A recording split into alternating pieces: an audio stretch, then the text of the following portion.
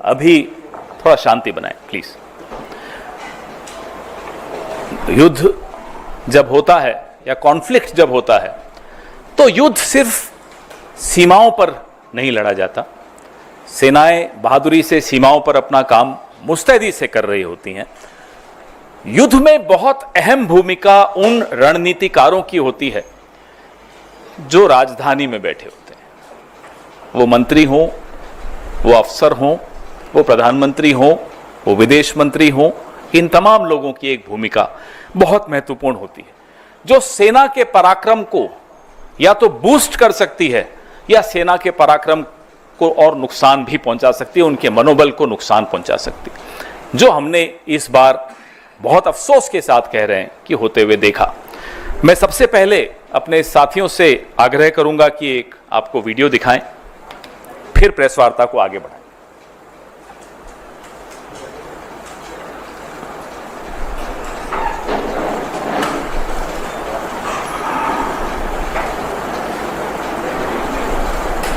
At the start of the operation, we had sent a message to Pakistan saying we are striking at terrorist infrastructure, we are not striking at the military, so the military has an option of standing out and not interfering in this process.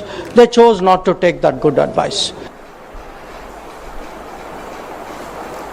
ये आपने देखा, हमारे नेता राहुल जी ने इस पे कुछ सवाल भी पूछे हैं, परसों पूछे, आज फिर कुछ सवाल पूछे। ये बहुत महत्वपूर्ण इसलिए हो जाता है कि पिछले पूरे एक हफ्ते में अमेरिकी राष्ट्रपति डोनाल्ड ट्रंप अलग अलग देशों में, जमीन पर, हवा में, हवाई जहाज में एक बात दोहराते रहे कि उन्होंने युद्ध रुकवाने में मध्यस्थता की। उन्होंने एक बहुत खौफनाक बात भी बोली कि उन्होंने भारत को व्यापार रोकने की धमकी देकर युद्ध रुकवाया। This is a very dangerous comment coming from the American President Donald Trump, that he threatened India, that he'll stop trade with India if the war doesn't stop. तो सिंदूर का सौदा होता रहा, प्रधानमंत्री चुप रहे। विदेश मंत्री के मुंह से एक शब्द नहीं निकल रहा, एक शब्द नहीं निकल रहा, दोनों के मुंह से नहीं निकल रहा। हमें नहीं मालूम कि ऐसी कौन सी सीक्रेट्स हैं, ऐसे कौन से रहस्य हैं मोदी जी के, जयशंकर जी के या भाजपा के और नेताओं के अमेरिका के पास, और मैं तो कहूंगा चीन के पास। न अमेरिका पे मुंह खुलता है, और चीन पर जब मुंह खुलता है तो सीधा क्लीन चिट देने के लिए खुलता है और मुंह ही नहीं खुलता। कारण क्या है? आपके जो रहस्य उनके पास होंगे, हमें कोई मतलब नहीं उससे, लेकिन देश को नुकसान क्यों पहुंच रहा है? पहलगाम का न्याय क्यों नहीं मिल पाएगा? इसलिए क्योंकि आप डरते हैं अमेरिका से, आप डरते हैं चीन से, आपका मुंह नहीं खुलता चीन के आगे। सबको मालूम है, पूरे देश को मालूम है, पूरे विश्व को मालूम है चीन की भूमिका क्या रही इस युद्ध में,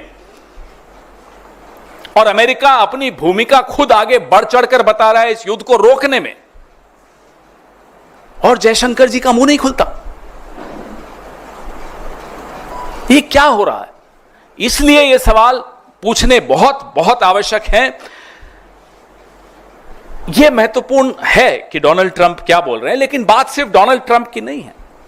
बात यह है जो अभी आपने वीडियो में देखा कि कैसे जयशंकर जी खुद प्रेस एजेंसीज को सामने बैठाकर और खुद बता रहे हैं कि हमने पाकिस्तान के आतंकी ठिकानों पर हमला करने से पहले पाकिस्तान को सूचित कर दिया था। अब यह सूचित करने का क्या मतलब होता है? इतना भरोसा है आपको आतंकियों पर कि आप सूचित कर देंगे और वो वहीं रहेंगे या वो चुपचाप बैठेंगे? यह भरोसा है आपको उन आतंकियों पे? रिश्ता क्या है आपका? कैसे आप बोल रहे हो उनको? क्यों बताया आपने उनको? और इसको आप क्या कूटनीति कहेंगे? ये डिप्लोमेट रहे हुए हैं। आज जो देश के विदेश मंत्री हैं ये एक राजदूत रहे हुए हैं, आईएफएस ऑफिसर रहे हुए हैं। क्या इसको कूटनीति कहते हैं? माफ कीजिएगा, हमारी देहाती भाषा में इसको मुखबिरी कहते हैं, इसको कूटनीति नहीं कहते। ये मुखबिरी है, ये अपराध है, ये गद्दारी है। और उसके बाद लीपापोती पूरी कि मैंने ऐसा नहीं, अरे आपने तो खैर लीपापोती भी नहीं कि आपके विभाग से एक चिट्ठी आ गई कि ये ऐसा नहीं कहा। आपके मुंह से ये शब्द एक एक यहां मीडिया कर्मी बैठा है, देश के हर नागरिक ने, विश्व के हर नागरिक ने देखा आपने क्या बोला कि हमने पाकिस्तान को बता दिया था कि हम सिर्फ आतंकी ठिकानों पर हमला करने जा रहे हैं। अब बताइए, मुखबिरी नहीं है तो क्या है? और मुखबिरी का इतिहास लंबा है, अभी उस पर भी आऊंगा मैं। अब हम यह जानना चाहते हैं, क्या इसी मुखबिरी की वजह से अजहर मसूद जिंदा भाग गया? क्या इसी मुखबिरी की वजह से हाफिज सईद भाग गया? यह हुआ क्या? क्या देश को यह जानने का हक नहीं है कि आपने पहले ही सूचित करके अजहर मसूद को बचाया? ये वही अजहर मसूद है जिसको पहले भी बचाया गया था कंधार में, जब IC 814 को हम छुड़वाने गए थे, तब इसी अजहर मसूद को हम जाकर उनको सुपुर्द करके आए थे। ये दूसरी बार बचाने की साजिश क्यों हो रही? क्यों बचाया गया अजहर मसूद को? कारण बताइए। ये जो बयान है विदेश मंत्री का बहुत संवेदनशील है। आतंकी ठिकाने, इस बयान के बाद पाकिस्तान ने उन ठिकानों का क्या किया होगा, खाली किए होंगे, नहीं किए होंगे, ये तो अजहर मसूद जिंदा है उसी से मालूम पड़ जाता है। और कितने आतंकी जिंदा बच के भाग गए होंगे, ये चिंता और ये सवाल हम सबके मन में है। We are right in being concerned and being worried about the future, the safety of our country.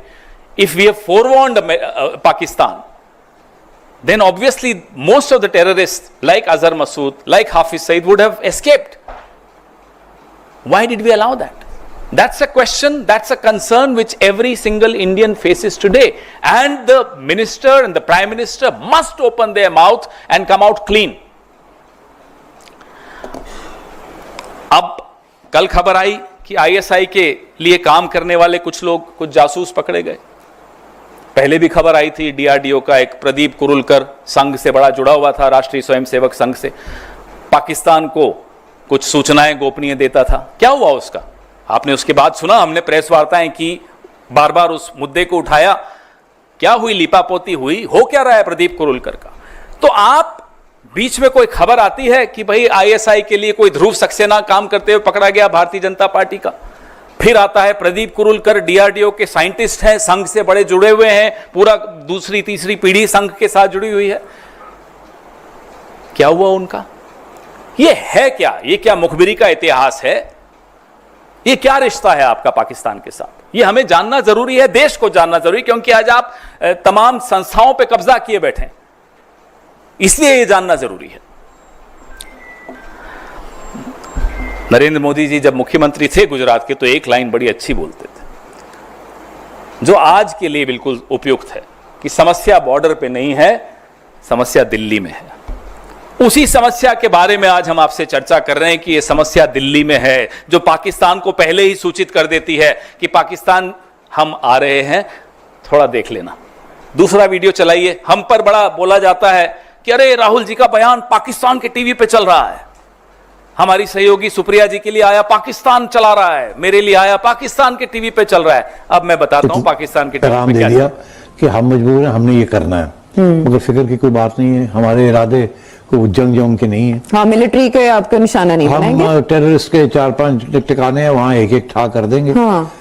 और आंख मारी के निकाल लो लोगों को वहां से। जी, बताने का तो यही बता, वहाँ तो यही तनकीद की जा रही है कि आपने तो अलर्ट कर दिया भाई। तो जाहिर है फिर वहां से अगर कोई था वहाँ, हाँ। बच्चे थे तो उनको निकालिए, फिर भी कुछ रह गए, फिर भी मारे गए, सिविलियंस मारे गए।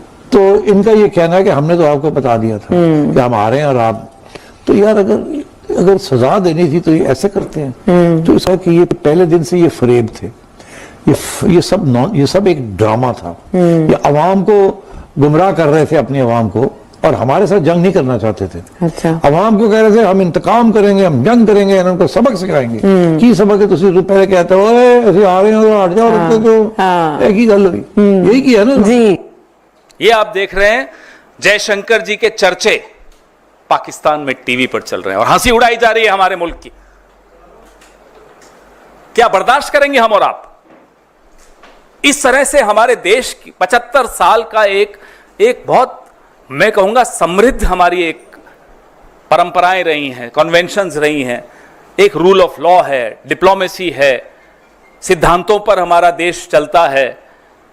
हम खुद कभी युद्ध नहीं करते, बिल्कुल सही बात है। हम सिर्फ रिटेलिएशन करते हैं, अपने इंटरेस्ट का प्रोटेक्शन करते हैं, हम अपने हितों की रक्षा करते हैं। और उसके बाद जयशंकर इस तरह का बयान दें जो पाकिस्तान में और पूरे देश में, पूरे विश्व में हमारी हंसी उड़ रही है। इसलिए राहुल गांधी बार बार कह रहे हैं कि आप जवाब दीजिए इस फोरवार्निंग से। ये जो आपने पहले ही पाकिस्तान को बता दिया, इससे देश को क्या नुकसान हुआ, यह हमारा लिए जानना बहुत जरूरी है। देश के कितने हवाई जहाज गिरे, देश को क्या नुकसान हुआ और कितने आतंकी बच के भाग गए, यह जानना हम सबके लिए बहुत जरूरी है। आप देश हित के मुद्दों पर ओछी राजनीति करते रहे जो पिछले 2-3 दिन से हो रही है, और आप सोचें कि विपक्ष चुप रहेगा। आप सोचें कि विपक्ष इतने जो संवेदनशील सवाल हैं, जो देश की गोपनीयता और सुरक्षा से जुड़े हुए हैं, देश के लॉन्ग टर्म इंटरेस्ट से जुड़े हुए हैं, देश के हितों से जुड़े हुए हैं, उस पर हम सवाल नहीं पूछेंगे तो आने वाली पीढ़ी हमको जवाब मांगेगी हमसे कि आप विपक्ष में थे, आप क्यों नहीं बोले। आपका तो जो करेगी आने वाली पीढ़ी वो आप देख ही लेंगे। हम ये सवाल पूछेंगे, आप हमारा मुंह नहीं बंद कर सकते। और अगर हम नहीं पूछेंगे तो पहलगाम, पुलवामा, इस तरह की घटनाएं होती रहेंगी, क्योंकि आप तो नाकारा निकले।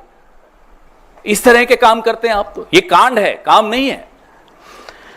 और ये कोई आज की बात नहीं है। मैं थोड़ा इतिहास में जरूर जाऊंगा, बहुत महत्वपूर्ण अध्याय है इतिहास का। मोरारजी देसाई, जनसंघ, जनता पार्टी सब मिलकर एक प्रधानमंत्री बनाया, मोरारजी देसाई।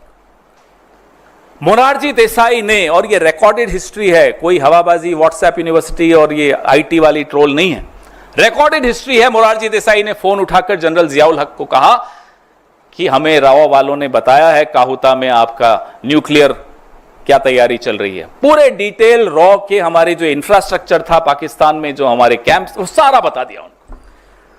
कुछ हफ्तों में, हफ्ते भी नहीं, कुछ दिनों में हमने इतने रॉ के लोग गंवा दिए वहां, उनको पाकिस्तान ने गायब कर दिया, मार दिया, क्या किया हमें नहीं मालूम। और जो दशकों की मेहनत थी रॉ की, वो मोरारजी देसाई के जियाउल हक को एक फोन कॉल में खत्म कर दी।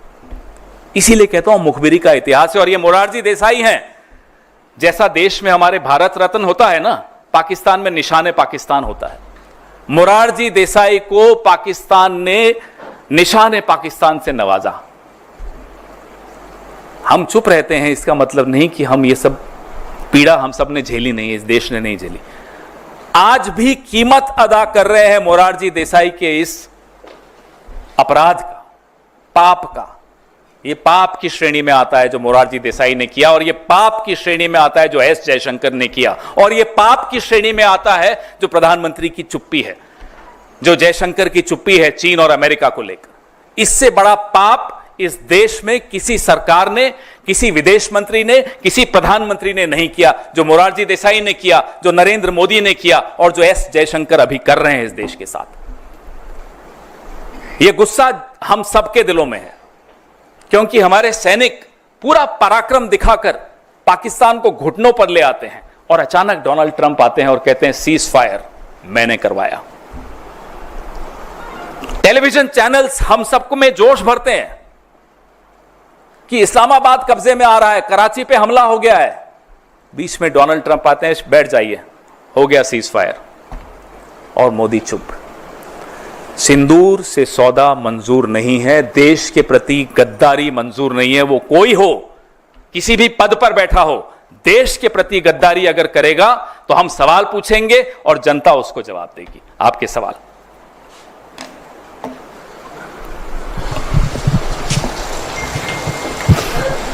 जी सर, आज बैठक है स्टैंडिंग कमेटी की एक्सटर्नल अफेयर्स की, और विदेश सचिव को बुलाया भी गया है, आपके भी मेंबर्स उसमें हैं, तो क्या आपको लगता है इस मसले पर भी चर्चा होनी चाहिए?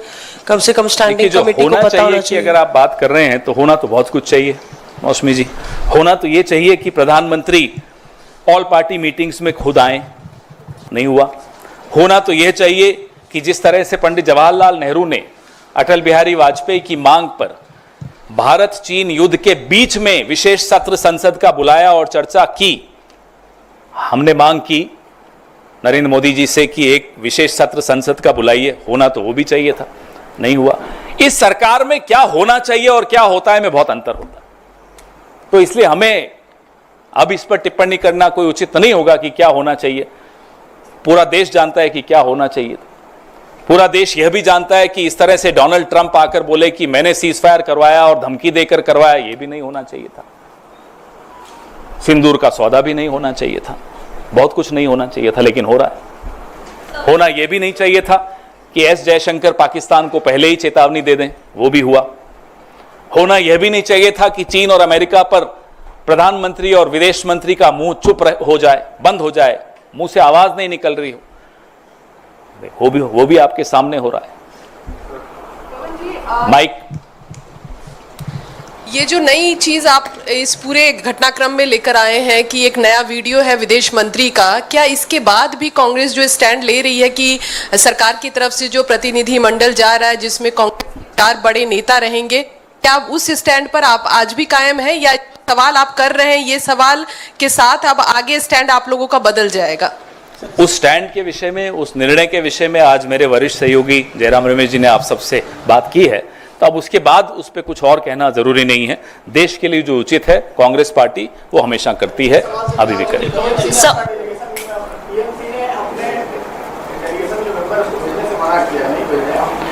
कांग्रेस पार्टी ने अपना जो स्टैंड है अभी कुछ देर पहले जयराम रमेश जी ने स्पष्ट कर दिया है। इस विषय में और कोई टिप्पणी करना आवश्यक नहीं है। एक विदेश मंत्रालय की तरफ से पहले भी सफाई आई है, उन्होंने ये कहा है कि अब भ्रामक तरीके से तथ्य को गलत तरीके से आपने पेश कर रहे शब्द हैं। सुने? नहीं सर, उसमें एक चीज उन्होंने ये कही है, उसमें ये कहा है कि विदेश मंत्री का जो बयान है वो उसके बाद जब ये ऑपरेशन सिंदूर हो गया और ये कहा गया कि किसी सैन्य ठिकाने को निशाना नहीं बनाया गया, ये जानकारी पाकिस्तान एट द स्टार्ट का हिंदी अनुवाद कोई और कर ले, मैंने तो करके देख लिया, कईयों से करवाया जिनको हिंदी और इंग्लिश दोनों आती है, मुझे भी थोड़ी बहुत आती है दोनों भाषाएं। एट द स्टार्ट का मतलब आप मुझे समझाइए। At the start Raman ji आप बता दीजिए, कोई तो बताओ, आप तो हिंदी भी अच्छी जानते हैं सब। एट द स्टार्ट का मतलब क्या होता है? हमें मूर्ख बनाते हो, देश को मूर्ख बनाते हो, खुद बोलते हो और उसका नतीजा भी सबको दिखता है। तो अब जब विपक्ष सवाल पूछ रहा है तो हमें अंग्रेजी हिंदी सिखाने लगे हो, यह क्या मतलब है? हमें अभी कोई पूछ रहा था कि भाई डोनाल्ड ट्रंप तो दोस्त हैं मोदी जी के, 6 महीने हो गए राष्ट्रपति बने हुए, भारत में अमेरिका का कोई राजदूत नहीं बना। हमने कहा है ना, जयशंकर जी बैठे तो हैं जी। माइक।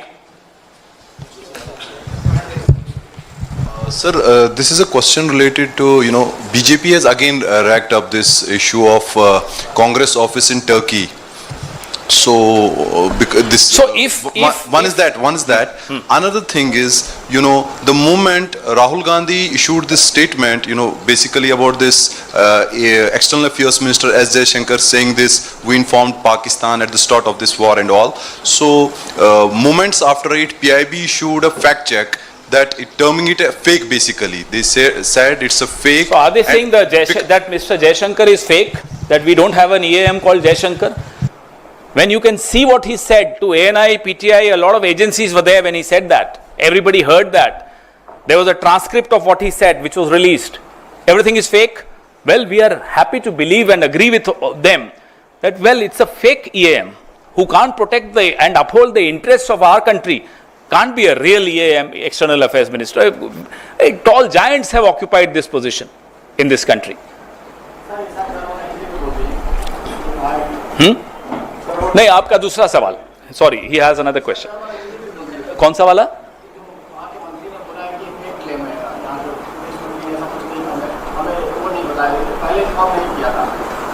नहीं, पहले इनका जवाब दूं फिर आप सवाल पूछिएगा। सो the BJP, friends of BJP, overseas friends of BJP, has setups in over 25 countries. They go and campaign amongst the NRIs of Turkey, Malaysia, Canada, several countries. What does it mean? Are they working against the interests of India? Overseas setups of any party, any national party, are there to target the diaspora. There are times when they are also used to do track 2, track 3. BJP can do it. They did it in 2014. So that is forgiven. But because the Congress is doing it, that's not, it's wrong. The BJP and RSS can go to China. When Mr. Gadkari was the president of the BJP and Ram Madhav used to take delegations to China to do some training sessions from CCP, the Communist Party of China. What training did you want from Communist Party of China? That's forgiven. So, the BJP should not open its mouth. That will be the best service to the nation. But if they open their mouth, they should first read their own history. Before they became BJP, what was their history? Before they became Jan Sangh, what was their history? Before they became Hindu Mahasabha, what was their history? And what are they doing today? They will never open their mouth against the Congress. It's a long history of, I'm sorry to use the word, I hate using this word, of anti-national stands that they have taken. Whether when we were fighting the British or when we were strengthening RAW against Pakistan. You know, Mr. Morarji Desai also told America that he was absolutely opposed to the nuclear tests done by Indira Ji. Do you know there was a charge against Morarji Desai by a leading journalist of America that he was on the payroll of CIA? That case continued for several years in Chicago. And Mr. Morarji Desai lost that case. That journalist was given a clean chit. That journalist accused Morarji Desai of passing on secrets to America from the government. So if we start talking about their horrible history, they would not know where to hide. Nishan-e-Pakistan, Morarji Desai. Their hero of emergency, their hero of 1977 to 79. This is what he was doing. One question. Sir, you are also asking about the aircrafts, how many aircrafts have been hit during this operation. Don't you think that being the grand old party, you should ask these questions in an internal meeting? Because where is the internal meeting? We want the internal meeting. But sir, these are sensitive issues and there are some confidential matters which cannot be discussed in the public domain. Is it right on the part of Congress party to do so? We have been asking them, Mr. Prime Minister, please attend the meeting, all party meeting. No. We've been asking them, please have a special session of Parliament. No. In the last meeting of the all party meeting, there was not even a presentation made. No officer, no one. Why?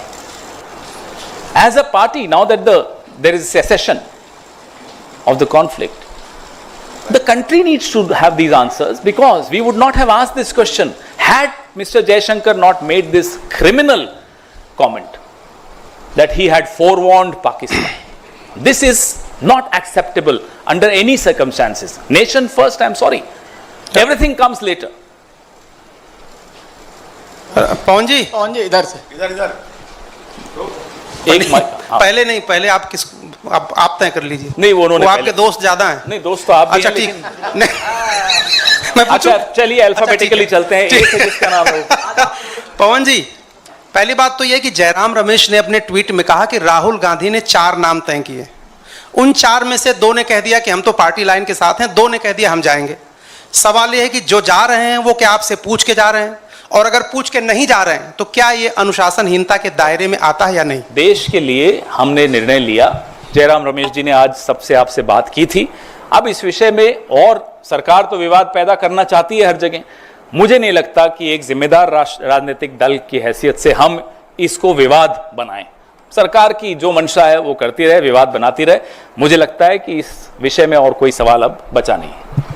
Sir, मेरा सवाल है कि जो PC जिस मुद्दे पे हो रही है, जो पाकिस्तान के मंत्री हैं इसाक डार साहब, उनका कहना है कि हमें तो उन्होंने सूचित किया नहीं, हमारे पास कोई जानकारी नहीं। किसको उन्होंने जानकारी दी थी कि हम आपको अटैक करने वाले हैं? तो इसका क्या मतलब निकाला जाए? अब पाकिस्तान इन्हें क्लीन चिट दे रहा है और अब ये पाकिस्तान की क्लीन चिट पे निर्भर होंगे, देख लीजिएगा। यूं तो दुश्मन है पाकिस्तान, लेकिन जब क्लीन चिट देता है तो दोस्त हो जाता है। ये क्या चल रहा है साहब? ये चल क्या रहा है? यही तो हम जानना चाहते हैं। पाकिस्तान के चैनल्स पे जरा कांग्रेस के किसी लीडर का नाम आ जाए तो उछल कूद पूरे आपके यहां शाम को प्राइम टाइम पे सब उछल रहे होते हैं। नहीं हंसो मत, उछल ही रहे होते हैं सब।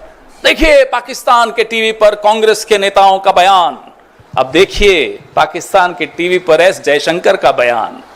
उछलेंगे आज टीवी पर, होगा प्राइम टाइम डिबेट, बताइए। पवन जी, mic this side. Sir, Shashi Tharoor told that openly that Rashtra is a first, nation is a first. For all of us it is. For all Shashi of us Tharoor it is. told I think about this issue is closed now. Let's not revisit the issue.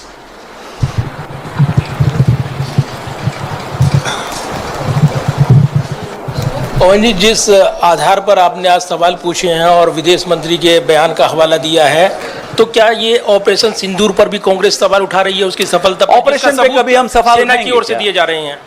सेना ने जितनी बहादुरी से काम किया, पाकिस्तान घुटनों पर आ गया। लेकिन जो यहां हमारा राजनीतिक नेतृत्व बैठा है, वो माफ कीजिएगा, डोनाल्ड ट्रंप के आगे घुटनों पर है, चीन के आगे घुटनों पर है। ये बर्दाश्त नहीं होगा। सेना का मनोबल मत गिराइए। ये हम बार बार जयशंकर से भी कहते हैं, बार बार नरेंद्र मोदी जी से भी कहते हैं। सर, अभी आपने अभी आपने कहा था कि राहुल गांधी जी ने भी कहा कि हमारे कितने एयरक्राफ्ट गिरे हैं, देश को कितना नुकसान पहुंचा है बॉर्डर पर, जो भी अभी लड़ाई हुई थी पहलगाम की, जो भी एयर स्ट्राइक हुई थी। लेकिन अभी कुछ प्रतिनिधि जा रहे हैं बाहर, वो ऑपरेशन सिंदूर की सफलता को बताएंगे, तो इसमें आप क्या? ना केवल ऑपरेशन सिंदूर की सफलता को बताएंगे, पाकिस्तान को एक्सपोज करना आवश्यक है। पाकिस्तान को विश्व समुदाय के सामने 26/11 के बाद जिस तरह से हमने डिप्लोमेटिक इनिशिएटिव्स लिए थे, पूरे विश्व के सामने पाकिस्तान को अलग थलग कर दिया था। FATF में भी पाकिस्तान को शामिल किया गया था। ये मनमोहन सिंह जी की सूझबूझ उस वक्त सबने देखी। आज सरकार को कांग्रेस से एक बात सीख ली सरकार ने, हमें खुशी है इस बात की कि देश को एक आवाज में बोलना चाहिए।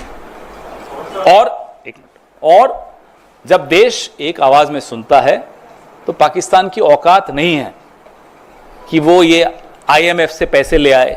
आप बताइए, 73 देशों में हमारे प्रधानमंत्री करोड़ों अरबों रुपए खर्च करके जाते हैं। आप एक नेपाल तक को अपने साथ नहीं खड़ा कर पाए इस युद्ध में। पता नहीं भूटान ने स्टेटमेंट दिया या नहीं दिया।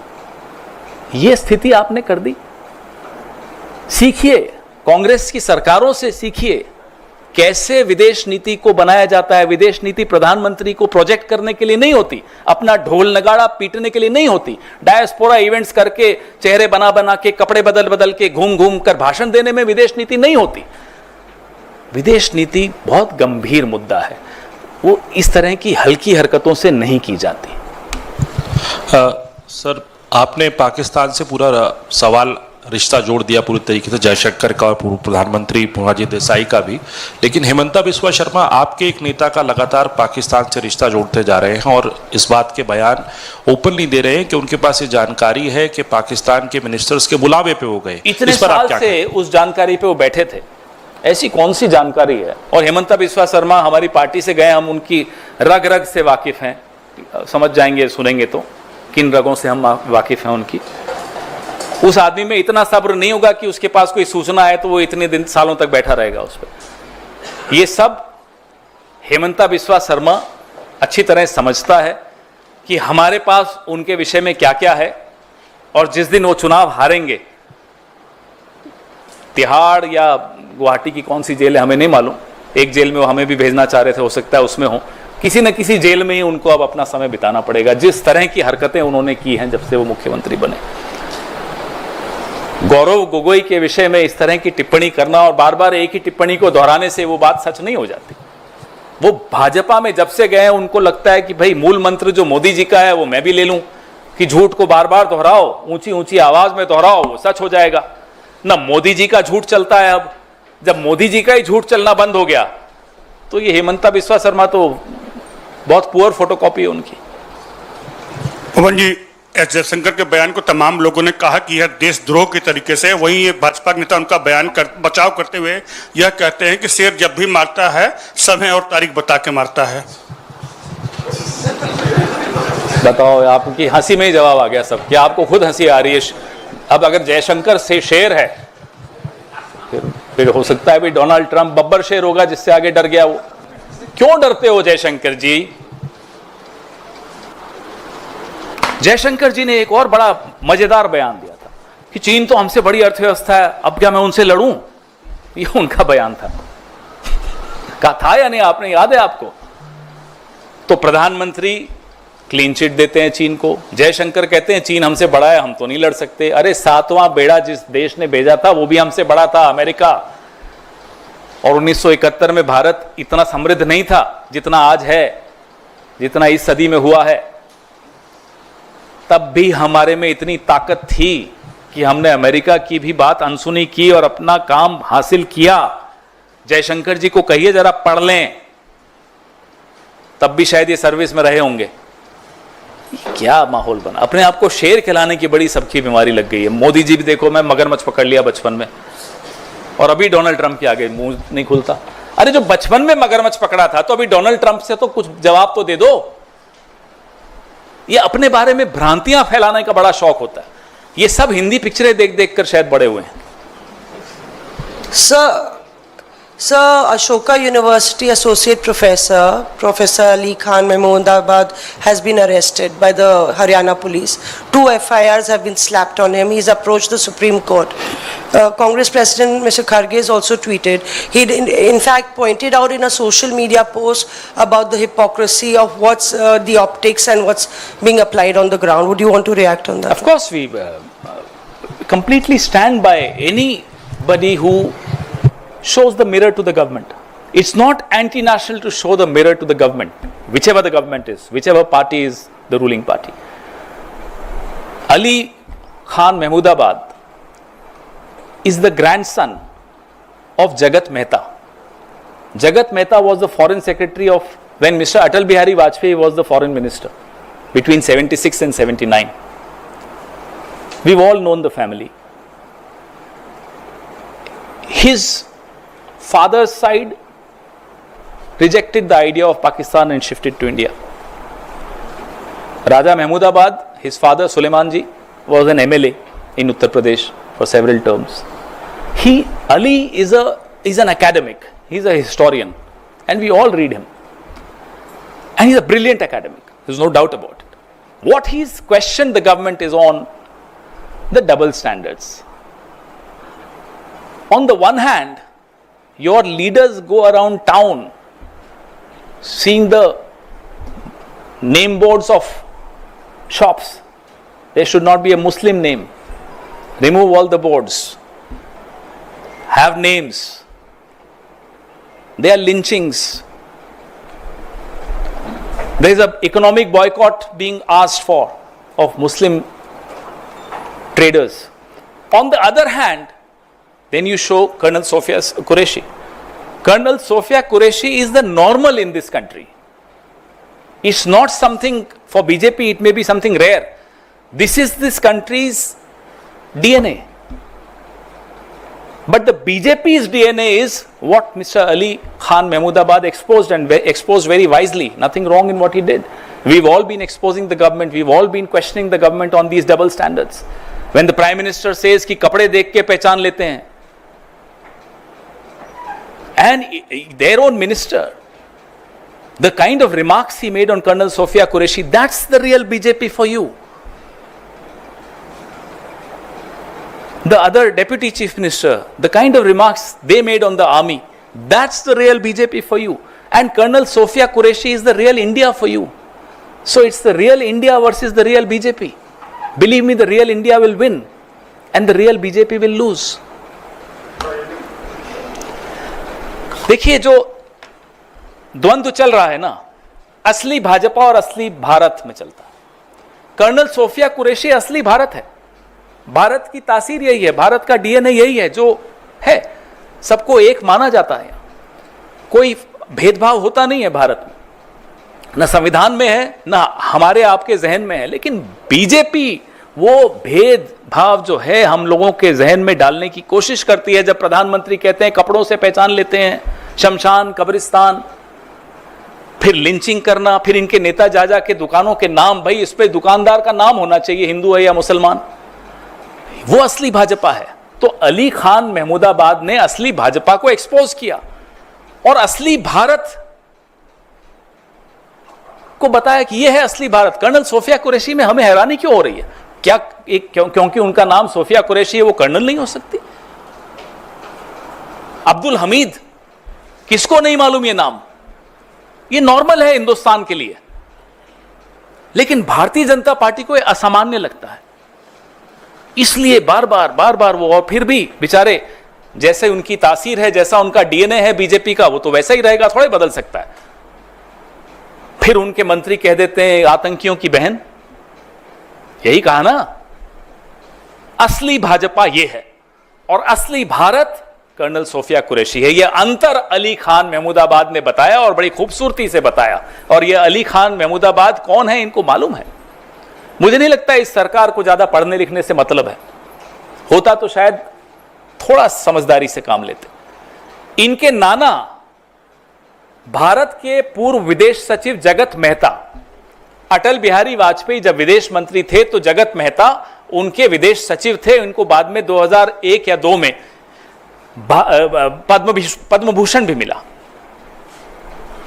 ये एक एकेडमिक व्यक्ति है, स्कॉलर है, इतिहासकार है, और उनकी फेसबुक पोस्ट आपने भी देखी होगी, मैंने तो 3-4 बार पढ़ी कि भी इसमें गलत क्या है। फिर मैंने और साथियों से पूछा क्या कोई और फेसबुक पोस्ट है जिस पर एफआईआर? बोले नहीं, इसी पर हुई है। क्या गलत है साहब? हम भी कहते हैं कि लिंचिंग्स के खिलाफ हम आवाज उठाएंगे, नहीं होने देंगे इस देश में, क्योंकि कोई मुसलमान है आप उसको जाकर दाढ़ी नोच लोगे, उसको मारपीट करोगे, कैसे बर्दाश्त होगा? लिंचिंग किसी की भी हो गलत है, कोई भी करे गलत है। तो ये आवाज उठाना मुझे लगता नहीं है कि गलत था, बहुत सही था, हम उनके साथ हैं। कौन बोल रहा है? Sir, US, you have referred to President Trump's various remarks on the ceasefire. So, do you think that there is any point in sending a delegation to US, and will they be successful in turning around the US opinion? Well, the idea is to expose Pakistan in the global community. I mean, we were shocked. We in the Congress were shocked. I think every single Indian was shocked that in the middle of the conflict, the IMF releases the funds to Pakistan. How is it allowed? Where is our foreign policy? Then they started lying that a no vote is not allowed. That's absolutely incorrect. There have been several instances where no vote was cast by us also. So, even if a no vote was not allowed, for a moment let's believe, though it's wrong, but let's agree with them. Where was your lobbying? Why didn't you lobby with the rest of the world to ensure that Pakistan is cornered and IMF does not release those funds? Why was that not done? So it's important to expose Pakistan in the eyes of the world. I think that answers your question. Anything else? Only on this though.